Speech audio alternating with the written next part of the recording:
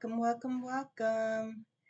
Thank you for returning to my channel, Yapping with Regina. I am Regina.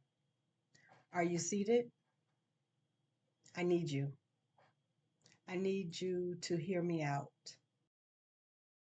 Life is filled with experiences that can profoundly impact your mental health, sometimes leading to mental illness.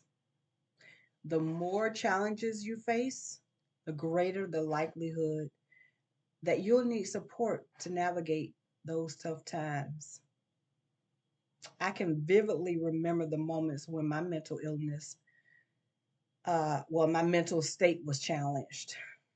And there was quite a few, but the more I was challenged, the more damage it caused to my mind.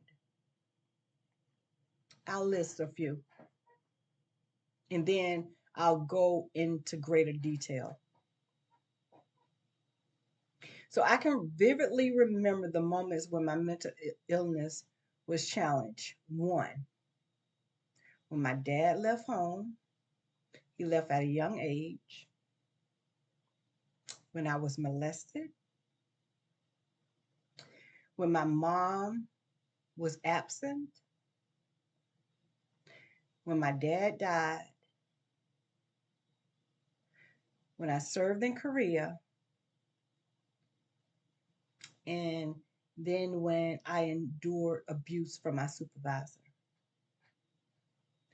I could literally remember the snaps in my mind for the last few of those events.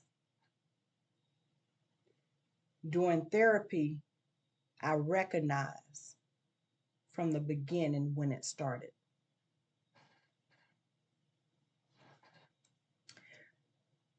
Life has been a challenge.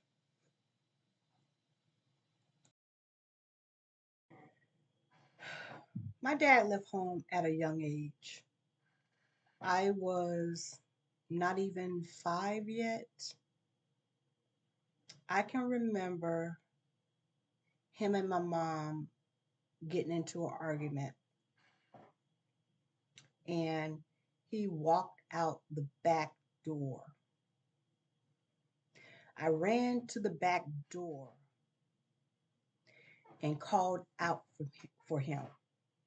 Dad, Dad, come back. Dad, come back.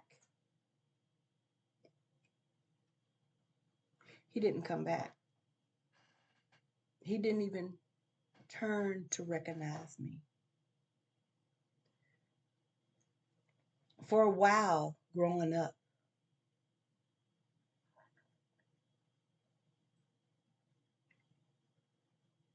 I had disdain for my dad. I was very upset with him. I didn't realize it until I started therapy. But I was upset with him. He didn't turn back to recognize me, to say, it's okay, daughter. I'll be back. He left. He left me vulnerable.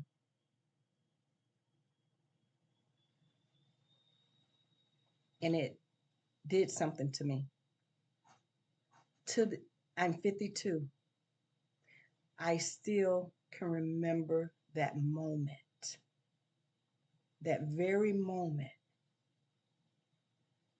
that changed the development of my mind. Dads, moms, please, I beg of you, I plead with you. Always acknowledge your children, even when you think they're just being too much or being dramatic or just in their feelings or whatever the case is. Acknowledge your children. because you doing something so simple as walking away to get away from a situation could change the development of your child's mind.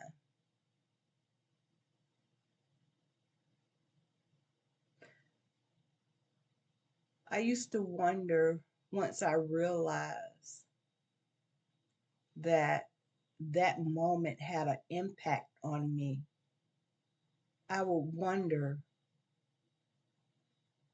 what would have been of me if he had acknowledged me. Because I know the impact of him not acknowledging me. But how would my life be if he had? How would I have turned out?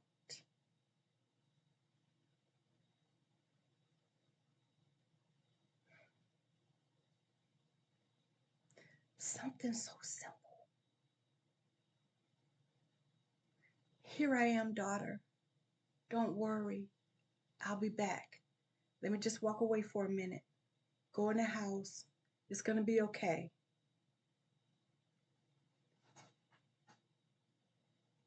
But then I think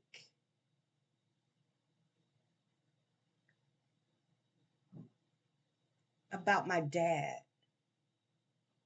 and how his life was when he grew up.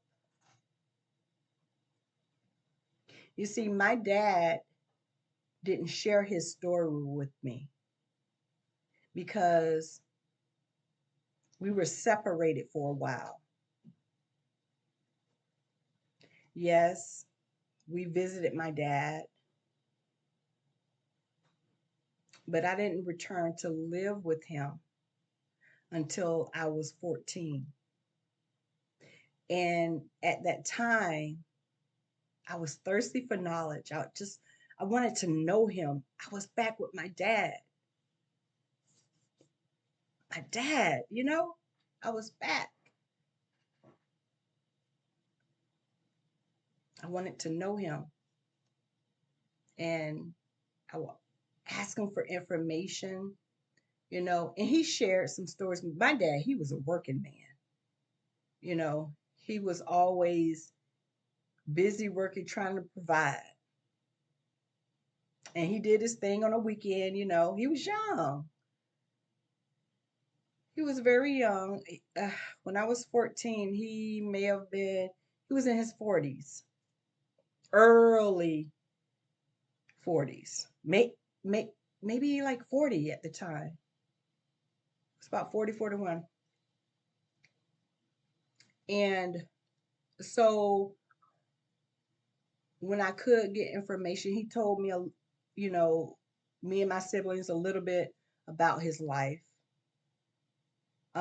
as far as, who his mom was, and I'm sure he told me other stories. I just have I had limited knowledge of what he told me because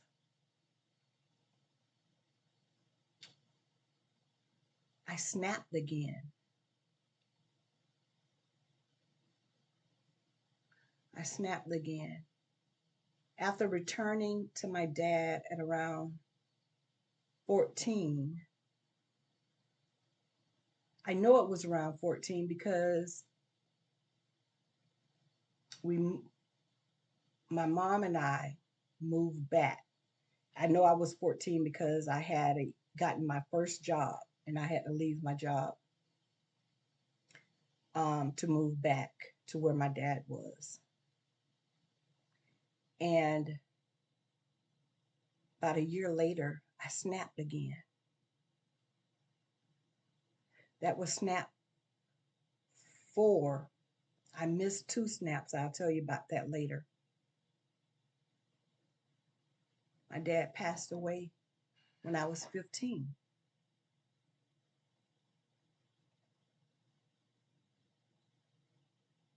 So I'm like, dag on it. just got him back.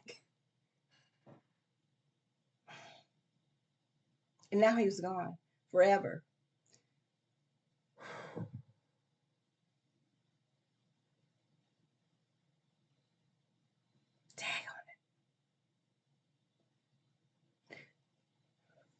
So now I'm 15, and I feel like I didn't get to know my dad. I didn't know my dad's story.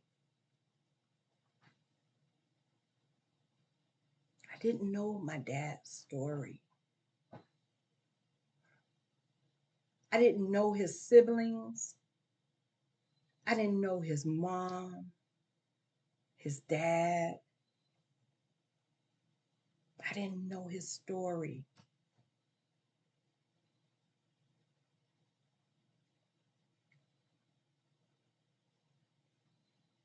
It was hard. It was hard. It was very hard for me because that snap led me to long for my dad. And you know what happens to a girl when she longs for her dad and there is no guidance? She's just left alone to fend for herself, her mental self. You want to know what happens? She starts seeking out her dad in men.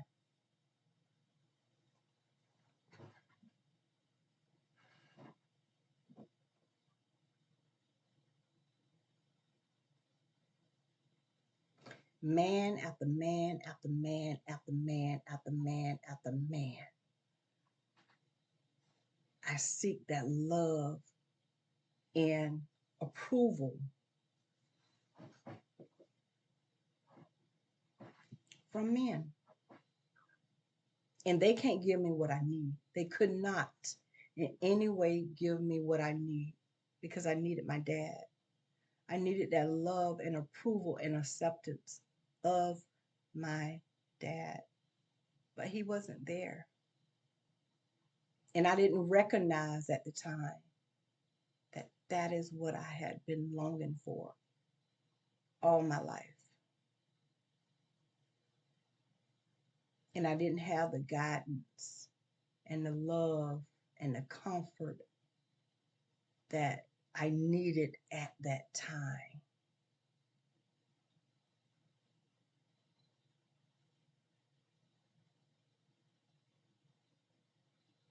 I wasn't able to address what I was going through at that time. I had a mental break.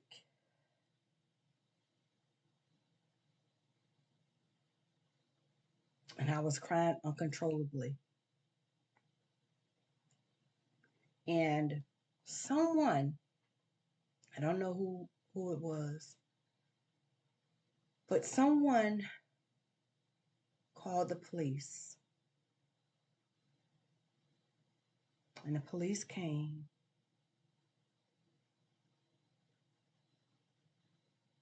And they were going to take me away because I was sobbing and longing for my dad. They was going to take me away. I didn't know this at the time, but my mom told me that the police captain told those officers to let me go. They had me. They had control over me. They was putting me in their car to take me to a mental hospital. And the captain said, let her go. She is grieving. I remember running from those police officers, running into the house, into the bathroom, and locking the door. And I sobbed and I sobbed and I sobbed. And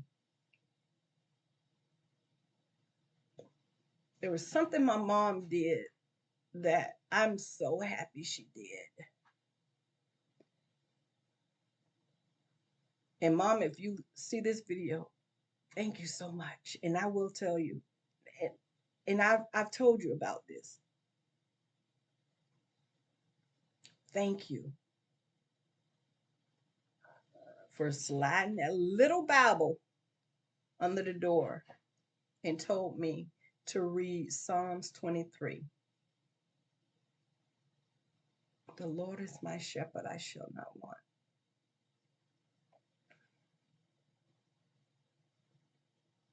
He leaded me in the path of righteousness.